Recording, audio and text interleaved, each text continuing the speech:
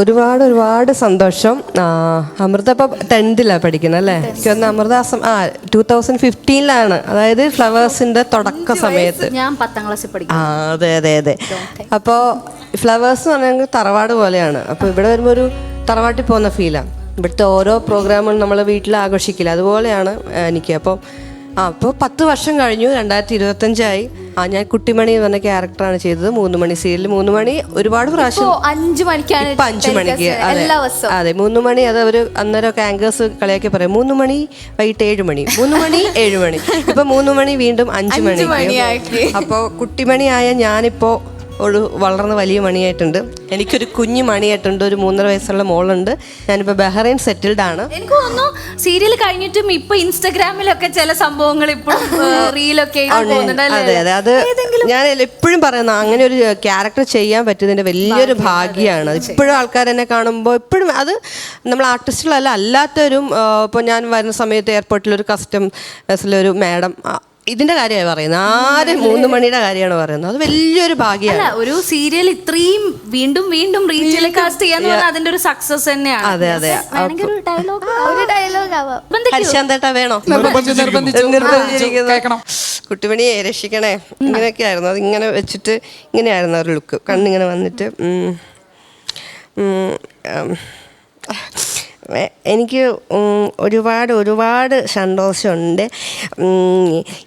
ഈ ഇത്രയും വലിയൊരു വീട്ടിൽ ഇതുപോലെ സുന്ദരികളായിട്ടുള്ള ചേച്ചിമാരുടെയും ഈ ചേട്ടന്മാരെയൊക്കെ കൂടെ ഈ ഓണം എനിക്ക് ആഘോഷമാക്കാൻ പറ്റിയതിൽ എനിക്ക് ഒത്തിരി സന്തോഷമുണ്ട്. Thank you so much. എന്നെ അറിയാവുന്നവർ പറയും ലൈക്ക് അതിൽ അഭിനയിക്കേണ്ട കാര്യമില്ലല്ലോ, ഇങ്ങനെയൊക്കെ തന്നെയല്ലേന്ന്. അല്ല നല്ലല്ലേ, നമ്മളെപ്പോഴും കുട്ടിത്തം നമ്മുടെ ഉള്ളിൽ വേണം. തീർച്ചയായും. ഇത് കണ്ടുകൊണ്ടിരിക്കുന്ന എല്ലാ പ്രേക്ഷകരോടും എനിക്ക് വലിയൊരു റിക്വസ്റ്റ് ഉണ്ട്. അത് ഞാൻ പറയല്ലോ 3 മണി ഫ്ലവേഴ്സിൻ്റെ ഈ ചാനലിൻ്റെ ഇത്രയും ഹിറ്റായ പോപ്പുലറായ ചാനലിൻ്റെ തുടക്കത്തിലുള്ള ആദ്യത്തെ കൺമണികളായിരുന്നു ഞങ്ങളൊക്കെ, അന്നത്തെ സീരിയൽ കുട്ടിമണിയൊക്കെ. അപ്പോൾ ഇപ്പോൾ വരുന്ന ഇപ്പോഴത്തെ തലമുറയിലെ ഒരുപാട് സീരിയലുണ്ട്. മഹാലക്ഷ്മി, സുഗമോദേവി സീരിയലുണ്ട്. അപ്പം ഇതിനെയൊക്കെ നിങ്ങളിപ്പോൾ നിങ്ങളോട് നിങ്ങളുടെ ചങ്കോട് ചേർത്ത് നെഞ്ചോട് ചേർത്ത് പിടിച്ചിരിക്കുകയാണ്. അപ്പോൾ ഇത് 3 മണി അന്ന് 7 മണിക്കായിരുന്നു. ഇപ്പോൾ 3 മണി എല്ലാ ദിവസവും വൈകിട്ട് 5 മണിക്കാണ്. അപ്പോൾ എല്ലാവരും എല്ലാ ദിവസവും 5 മണിയാകുമ്പോൾ കണ്ണിൽ എന്തോ വെച്ച് ക്രൂഡ് ഓയിൽ, മണ്ണെണ്ണയല്ല ക്രൂഡ് ഓയിൽ. കാരണം ഞാൻ ബഹറിലാണേ.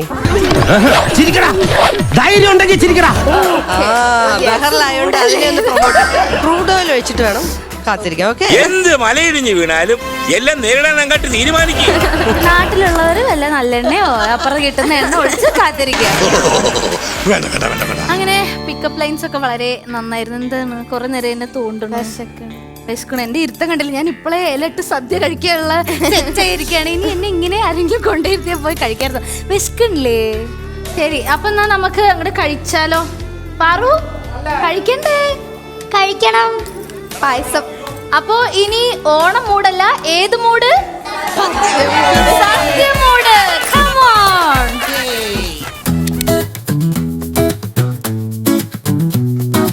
ഓണമായല്ലോ, നാടാകെ ഓണമാണല്ലോ, കാതെ പൂക്കളമാകാലോ, ഇനിയൊരു പൂവിൽ കേൾക്കാലോ. ഓണമായല്ലോ, നാടാകെ ഓണാണല്ലോ, കാതെ പൂക്കളമാകാലോ, ഇനിയൊരു പൂവിൽ കേൾക്കാലോ.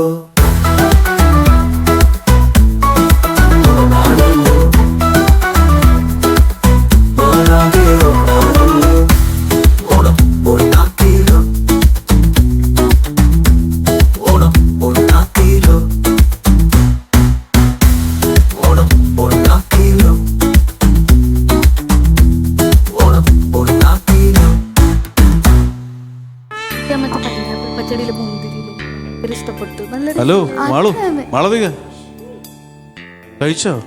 അല്ല, അതിന്റെ ഡിസ്കഷൻ നന്നായിരുന്നില്ലേ? പൈനാപ്പിൾ പച്ചടി സൂപ്പർ, ഇഞ്ചിപ്പുളി അടിപൊളി. അതൊക്കെ സദ്യ കഴിഞ്ഞു, പായസവും കഴിഞ്ഞു. അതിന്റെ ഹാങ് ഓവർ അല്ലേ? നല്ല സദ്യ. അടുത്ത പരിപാടിക്ക് കിടക്കണ്ടേ? എന്താണ് വീട്ടിൽ പോട്ടെ, നമുക്ക് അടുത്ത പരിപാടി പറ. അവർക്ക് വീട്ടിൽ പോണം. ഞങ്ങള് പക്ഷെ ഇപ്പോഴും സദ്യയുടെ ഒരു ഹാങ് ഓവറിലേക്ക്. അടുത്ത പരിപാടി ആയിക്കോട്ടെ, നിങ്ങളുടെ റിക്വസ്റ്റ് പ്രകാരം നമുക്ക്